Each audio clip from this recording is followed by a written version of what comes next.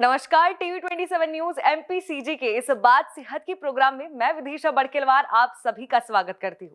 TV 27 news digital भी हमेशा प्रयास करती है कि आपको उन शख्सियतों से मिलाए जिन्होंने सफलता प्राप्त की हो, जो दूसरों के लिए प्रेरणादायक हो सके और उनसे मिली जानकारी से सोच और जीवन को बेहतर बनाया जा सके। इसी कड़ी में आज हम बात करते हैं स्किन की, यानी कि हमारे त्वचा की। आज के दौर में हर कोई खूबसूरत दिखना चाहता है और हेल्दी स्किन जैसा लुक पसंद करता है, लेकिन हम अपनी स्किन के लिए क्या करते हैं इसका अंदाजा नहीं होगा। सुंदर दिखने के लिए सीधे मेडिकल से जाकर तरह तरह के फेयरनेस क्रीम खरीदते हैं और बिना किसी के सलाह के लिए इस्तेमाल करने वो लग जाते हैं। स्किन में एलर्जी या फंगल इन्फेक्शन का होना हमारी त्वचा के लिए हानिकारक होता है। विभिन्न प्रकार की त्वचा की एलर्जी के इलाज के लिए बाजार में भी over the counter products available है। इसी के चक्कर में लोग फंस जाते हैं। तो आज इसी पर बात करेंगे हमारे इस बात सेहत की प्रोग्राम में। चर्चा के लिए आज मेरे साथ स्टूडियो में मौजूद है डॉक्टर हरप्रीत कौर सहगल, जो सीनियर डेंटिस्ट है और स्किन स्पेशलिस्ट भी है। बहुत बहुत स्वागत है मैम आपका हमारे इस बात सेहत की प्रोग्राम में। हरप्रीत जी, मार्केट में कई सारे ब्यूटी प्रोडक्ट्स आ गए हैं, कैसे हम अपने लिए परफेक्ट प्रोडक्ट चुन सकते हैं? ब्यूटी प्रोडक्ट्स डिपेंड्स करता है आपकी स्किन टाइप के ऊपर। सबसे पहले आपको अपनी स्किन टाइप के बारे में पता होना बहुत जरूरी है जी। 3 से 4 तरीके की स्किन टाइप्स फाउंड करी गई है इंडियन पीपल में। पहली स्किन टाइप होती है normal skin, second one is dry skin, third one is oily skin and fourth one is sensitive skin. तो ब्यूटी प्रोडक्ट्स आप आनन फानन में ना खरीदें। First consult your cosmetologist, there after you can purchase your products according to your skin type. जी। त्वचा को स्वस्थ रखने के लिए कोई घरेलू उपचार आपकी तरफ से? बिल्कुल, बहुत अच्छा क्वेश्चन है ये। घरेलू उपचार अगर हम देखा जाए एंशिएंट टाइम्स में, पुराने टाइम में लोग बाग सिर्फ घरेलू उपचार से अपने स्किन को खूबसूरत बना के रखते थे, नेचुरल तरीके से।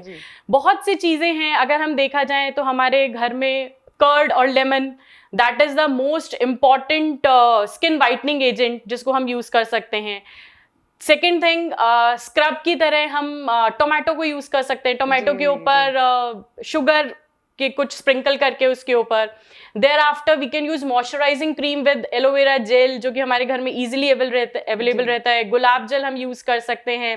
We can make a paste of aloe vera gel, गुलाब जल and little bit of Evion capsule, that is a richest source of vitamin E for our skin. जी।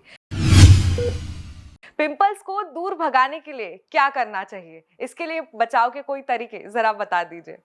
पिंपल्स एक्चुअली में फाउंड होते हैं ऑयली स्किन पीपल में mostly, और आजकल की जनरेशन में देखा जाए तो यंगस्टर्स में बहुत फाउंड हो रहे हैं due to the unhygienic I would से और the junk food habits. Junk food is all about giving the toxins are retained in the body। तो क्या बाहर के खाने से मतलब हमारे पिंपल का इसका एक सीधा कनेक्शन है? बिल्कुल, अगर हम बाहर का खाना खाते हैं, बाहर के खाने के जो भी टॉक्सिन्स, जो भी मैदा हम ले रहे हैं, that is accumulated in our body and all the problems arises due to the stomach. सीधा स्टमक पे जाएंगे, आपका पेट साफ नहीं होगा and acne, pimples, darkening, pigmentation सब कुछ आपको स्किन पे नजर आना लग जाएगा। तो उसके बचाव के लिए सबसे पहला है कि हमारा आउटसाइड का फूड, जंक फूड हमें स्टॉप कर देना चाहिए। सेकेंड थिंग, आपको अपनी स्किन को हाइड्रेटेड रखना है, पानी की मात्रा बढ़ा देनी है। फ्रूट्स, वेजिटेबल्स अपनी डाइट में आपको रिच लेना है, अच्छी चीजें लेना। ब्लैक हेड, व्हाइट हेड जो अक्सर लोग रिमूव करते हैं, पिंपल मास्क का भी यूज करते हैं, जो पील ऑफ मास्क भी कई मार्केट में आ गए हैं, उसका भी यूज करते हैं। तो ये कहाँ तक सही है? क्या इससे कोई डैमेज होता है? आपको क्या लगता है? Black heads and white heads are nothing. These are the impurities, I would say. These are the dirt particles. When people go outside, बाहर जाते हैं, घर आते हैं, सो जाते हैं, they don't wash their face. उनको इतना भी नहीं लगता कि हम हैंड वॉश कर लें और मुंह धो करके फिर हम लोग खाना खाएं। तो वो जो टॉक्सिन्स, इम्प्योरिटीज, डर्ट हमारे स्किन में एक्यूमुलेट होता जाता है, that is the reason for blackheads and whiteheads. तो जो ये पील ऑफ मास्क कई बार मतलब मार्केट में जो आ गए हैं, तो ये यूज करना कहाँ तक सही है? क्या इससे कोई स्किन में डैमेज हो सकता है? जैसा कि मैंने आपको पहले बताया कि पील ऑफ मास्क एक हद तक ठीक है, बट आपको अपनी स्किन टाइप पता होना चाहिए। अगर आपको स्किन टाइप नहीं पता, आपकी सेंसिटिव स्किन है और आप पील ऑफ मास्क यूज कर रहे हो, तो they can harm your skin. वो आपके स्किन में पैचेस डेवलप कर देगा, वो आपके स्किन में कहीं पे पिगमेंटेशन डेवलप कर देगा, वो स्कार्स डेवलप कर देगा, एंड फिर उसके लिए आपको डर्मेटोलॉजिस्ट के पास जाना पड़ेगा बार बार। कौन सी सनस्क्रीन बेस्ट है, कितने देर के लिए इसे लगाना चाहिए, जरा बता दीजिए। सनस्क्रीन देखिए बहुत सारी मार्केट में अवेलेबल जी, है, जी। SPF 15, 20, 30, 50, 70 तक अवेलेबल है। जी। बट सनस्क्रीन हमें अपने सन एक्सपोजर के हिसाब से लगानी चाहिए। अगर हमारा एक्सपोजर 6 आवर्स या 7 आवर्स का है तो I would suggest you SPF 50 to 70। If आपका एक्सपोजर कम है तो SPF 30 is the best sunscreen for every skin type. और जितना भी आप सनस्क्रीन लगा रहे हैं उसकी बिल्कुल एक पतली सी लेयर आपको हमेशा लगानी चाहिए। जी, उसको जी। आपको कभी भी रब नहीं करना है, मसाज नहीं करना है। उसके स्ट्रोक्स आते हैं 1 स्ट्रोक एंड 2 स्ट्रोक, बस इन स्ट्रोक्स में आपको कई बार सनस्क्रीन मैंने अप्लाई इनफैक्ट करना है। एक एड में भी देखा है कि 3 फिंगर्स का जो फॉर्मूला ये बिल्कुल, यूज बिल्कुल, करते हैं, तो बिल्कुल। वैसे ही लगाना चाहिए। बिल्कुल, दैट इज वेरी ट्रू। ये स्ट्रोक्स जो रहते हैं यही स्ट्रोक होना चाहिए। कभी कभी हमें ऐसे मसाज नहीं करना चाहिए सनस्क्रीन, वो मॉइस्चराइजर होता है जिसको हमें अच्छे से अप्लाई करते हैं, हम मसाज करते हैं, बट सनस्क्रीन के सिर्फ स्ट्रोक्स रहते हैं। क्या सच में सनस्क्रीन जरूरी है? Yes, it is very necessary. Sunscreen is very necessary. I would say skin में 3 प्रॉब्लम्स एसोसिएटेड होती हैं स्किन के through, A, B and C. A is acne, B is burn and C is cancer. हमें sun light का जो exposure है उससे बचने के लिए सिर्फ सनस्क्रीन ही हमारा एकमात्र उपाय है। सन एक्सपोजर के कारण UVA एंड UVB रेज निकलती हैं जो कि हमारी स्किन को डैमेज पहुंचाती है। तो it is very necessary when we are sitting in a home, अपने घर में हम बैठे हैं तो दीवारों से भी लांग के सन लाइट आपके अंदर एक्सपोज करती है आपके स्किन में, तो सनस्क्रीन इज मस्ट। तो आपने एक बार अभी SPF की बात कही थी, तो SPF 15 हो गया। अभी आम नागरिकों को इसकी जानकारी नहीं है कि कितने नंबर के, मतलब SPF 50 लगाना चाहिए, 25 लगाना चाहिए। तो आपको क्या लगता है आम नागरिकों को स्पेशली कौन से SPF का यूज करना चाहिए? देखिए जैसे कि मैंने आपको पहले बताया कि डिपेंड करता है आपका सन एक्सपोजर कितना है। अगर आप 5 to 6 आवर्स धूप में बैठ रहे हैं, आप फार्मर्स हैं, आप हार्वेस्टिंग कर रहे हैं या फार्मिंग कर रहे हैं, तो आपको SPF 50 to 70 के बीच में। इफ आपका सन एक्सपोजर सिर्फ आना जाना है, इतना नहीं है, ज्यादा नहीं है, तो आप 30 is average for every people. I would suggest SPF 30 in Indian people जो कि अपना जॉब पे जा रहे हैं मॉर्निंग इवनिंग में, that is must. SPF 30 is must. Fair cream products या जो भ्रमित एड के बारे में आपकी क्या राय है? क्योंकि एड में एकदम पहले एक काली लड़की दिखा देते हैं, फिर गोरी लड़की सामने आती है। ऐसे में क्या ये एड लोगों को गुमराह करने का काम कर रहे हैं? आपको क्या लगता है? बिल्कुल सही बोला आपने, एड गुमराह करने का काम कर रहे हैं। Because I am a cosmetologist, I am an aesthetic surgeon. मुझे पता है कि most of the people came just because मैंने ये दुकान से खरीद लिया, मैंने इसको लगा लिया और देखो मेरी स्किन की क्या हालत हो गई। आप मानेंगे नहीं, इतने केसेस हमारे पास आते हैं जस्ट बिकॉज मेरे को फंगल इन्फेक्शन हो गया, मेरे को एलर्जी हो गई, मेरे को पैची स्किन हो गई। तो आई वुड सजेस्ट कि डोंट परचेज फ्रॉम मार्केट। जो एड्स देख रहे हैं उनको देख करके कभी भी अपने लिए कोई भी कॉस्मेटिक प्रोडक्ट्स ना यूज करें अनटिल और अनलेस आप एक कॉस्मेटोलॉजिस्ट से या डर्मेटोलॉजिस्ट से एक बारी सलाह ले लें, आपको अपनी स्किन टाइप पता कर लें। जी दर्शकों, आपने सुना कि बिना सलाह लिए कोई भी प्रोडक्ट्स का आपको इस्तेमाल नहीं करना है। तो मैम, गर्मी सर्दी बारिश में हमें कैसे त्वचा का ख्याल रखना चाहिए, आप बता दीजिए। देखिए, गर्मी इज लाइक स्वेटिंग बहुत ज्यादा होती है। हमारे शरीर में 2 तरह की ग्लैंड्स होती हैं, सेबेशियस ग्लैंड्स और स्वेट ग्लैंड्स। गर्मियों में हमारा पसीना निकलता है और पसीना निकलना बहुत अच्छी चीज है क्योंकि पसीने में हमारी बॉडी के सारे टॉक्सिन्स निकल जाते हैं। तो गर्मियों में हमें बस पानी ज्यादा पीना है, बार बार अपने फेस को वॉश करना है, मॉर्निंग में एक बार सनस्क्रीन लगानी है, नाइट को मॉइस्चराइजिंग क्रीम लगा करके सो जाना है। अब हम आते हैं विंटर्स पे। अगर हम विंटर्स की बात करते हैं तो हमारी स्किन बहुत ज्यादा ड्राई रहती है। उस केस में हमें मॉर्निंग में उठ के फेस वॉश करके सबसे पहले मॉइस्चराइजर लगाना है, मॉइस्चराइजिंग क्रीम अच्छे से लगानी है। देयर आफ्टर जब आप जा रहे हो अपनी जॉब पे, अपने वर्क प्लेस पे, तब आप सनस्क्रीन लगा के निकले और नाइट में जरूर अपना फेस वॉश करके सोएं जी। एंड बारिश के मौसम में हम देखा जाए तो बारिश में ह्यूमिडिटी बहुत होती है, तो ह्यूमिडिटी के कारण बहुत चिपचिपापन रहता है। तो आई वुड सजेस्ट कि बहुत लेस मेकअप करो, और मेकअप कर रहे हो जितनी देर जरूरत है उतनी देर करो, then remove it and wash your face and apply moisturiser. जी। महंगे फेशियल मार्केट में कई तरह के आ गए हैं, उसमें कई सारा केमिकल भी होता है। तो आपको क्या लगता है कि ये महंगे फेशियल, क्योंकि कई सारे पार्लर्स में 6,000, 7,000, 4,000, मतलब इतने महंगे फेशियल अवेलेबल है। तो ये कहाँ तक सही है? क्या हमें फेशियल मार्केट में करवाने चाहिए या नहीं? आपको क्या लगता है? देखिए, facial is nothing, it's the increase in the blood circulation, I would suggest. Blood circulation increase होता है, हमारी जो ब्लड सेल्स होती हैं वो घूमने लगती हैं, एक तरह से इन लेमैन लैंग्वेज अगर मैं आपको बताऊं तो वो घूमने लगती हैं, दौड़ने लगती हैं, भागने लगती हैं। ब्लड सर्कुलेशन इंक्रीज हो जाता है तो हमारी जो डेड स्किन की लेयर होती है वो खत्म हो जाती है। आप स्क्रब करते हो, फेशियल्स कराते हो, मसाज कराते हो, तो उससे आपको एक रिलैक्सेशन की फीलिंग आती है, तो दैट इज वेरी इंपॉर्टेंट। अगर आप 6 मंथ्स में, 3 मंथ्स में, या कुछ पीपल 2 मंथ्स में एक बार या 1 मंथ में एक बार करा रहे हैं, तो that is their wish for their relaxation, I पर would कई बार suggest। हम पार्लर में जाते हैं तो मतलब जो भी पार्लर वाली दीदी तो बोल देती है कि नहीं मैम आपकी स्किन तो ड्राई हो रही है, आप फेशियल करा दीजिए करके। फेशियल करवाइए, फेशियल बुरी चीज नहीं है, फेशियल आपको रिलैक्सेशन देती है, बट वो डिपेंड करता है कि आप कौन सी क्रीम से ले रहे हो, आपके स्किन टाइप से मैच हो रहा है क्या, वो आपको कोई हार्म तो नहीं कर रहा। आपको प्रॉपर जो जिस चीज के लिए आप वहां पे जा रहे हो, रिलैक्सेशन के लिए, स्किन वाइटनिंग के लिए या टोनिंग के लिए, वो आपको मिल रहा है, तो that is fine, you can go. Because parlours वालों की भी तो बिक्री होनी चाहिए ना, वो कैसे चलेंगे। जी जी मैम। फेशियल्स में कई बार केमिकल का ज़्यादा यूज़ हो जाता है और रिएक्शन फेस पे जल्दी आ जाता है क्योंकि किसी किसी की सेंसिटिव स्किन रहती है। तो ऐसे में जो सेंसिटिव स्किन वाले लोग हैं उनको क्या करना चाहिए? देखिए, जो सेंसिटिव स्किन वाले पीपल हैं वो अपनी स्किन पे कुछ भी नहीं करा सकते। They know there skin type, उनको पता है उनके स्किन टाइप का। If you will little bit of pinch ऐसे करेंगे उनके स्किन पे, उनके स्किन में रेडनेस हो जाएगी। एक ये वाला जो एरिया होता है, ये बटरफ्लाई मास्क उनके फेस पे आपको नजर आने लग जाएगा। तो सेंसिटिव स्किन पीपल के लिए तो कुछ भी पॉसिबल नहीं है। उनकी तो एक क्रीम, आई वुड सजेस्ट एक क्लिंजर, एक टोनर और एक मॉइस्चराइजर, जो सेंसिटिव स्किन वाले पीपल उनका स्पेसिफिक है, वो वही यूज करेंगे। अगर वो मसाज भी कराएंगे तो वो अपनी क्रीम साथ लेके जाएंगे, आप उनको सजेस्ट करेंगे कि आप इस प्रोडक्ट से मेरी मसाज करो। जी जी।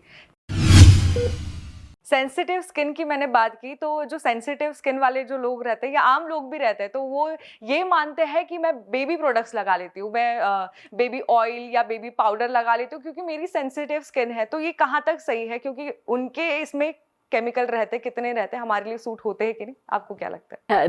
You are saying right, that is true.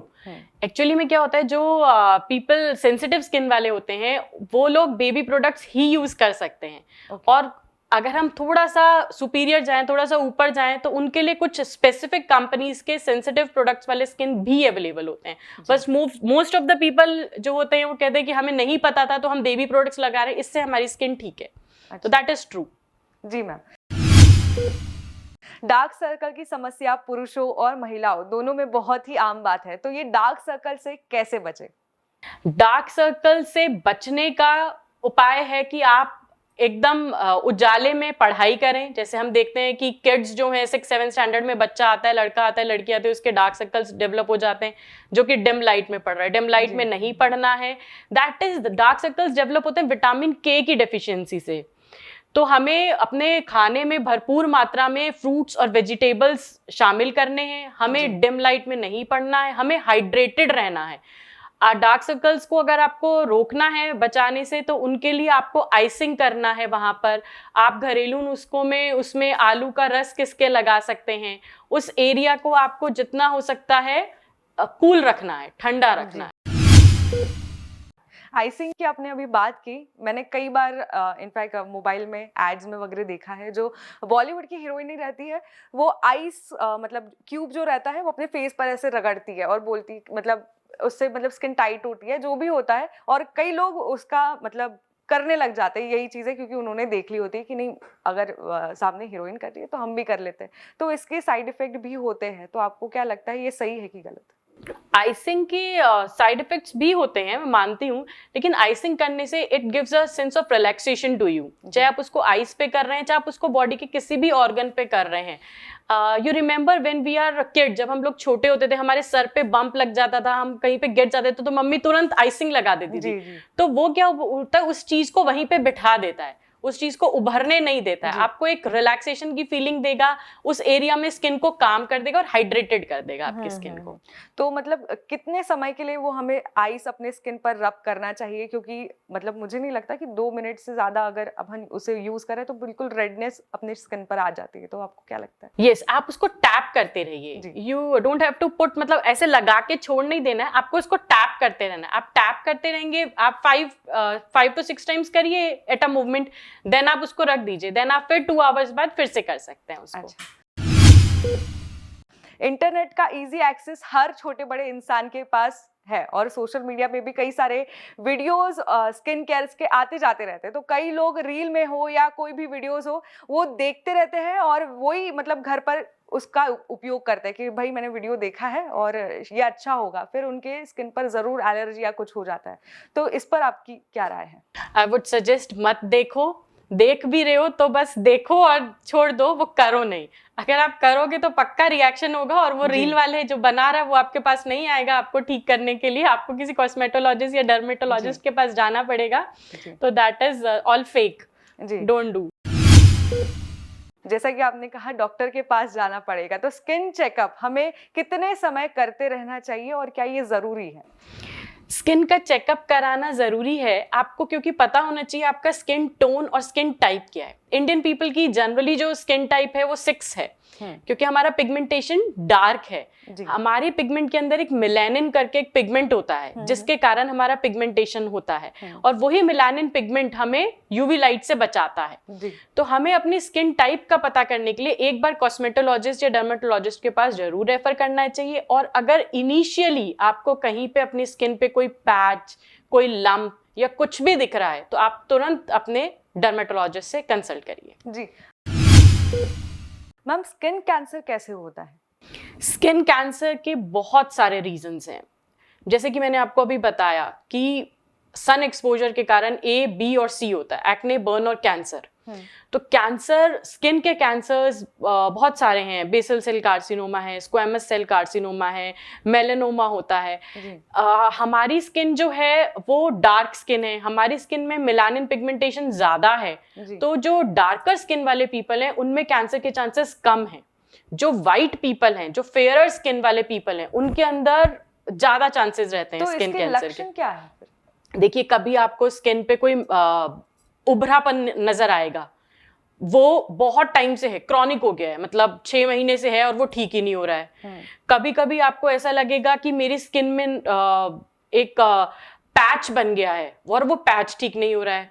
कभी कभी चीक्स पे आ जाता है, किसी किसी को इस एरिया में आ जाता है, एक छोटा सा पैच था वो धीरे धीरे, एक्चुअली में देखो कैंसर क्या है, cancer is nothing, it's a multiple pluripotent cells होती हैं। वो एक छोटा सा पिन पॉइंट होगा और फिर वो फैलता चला जाएगा।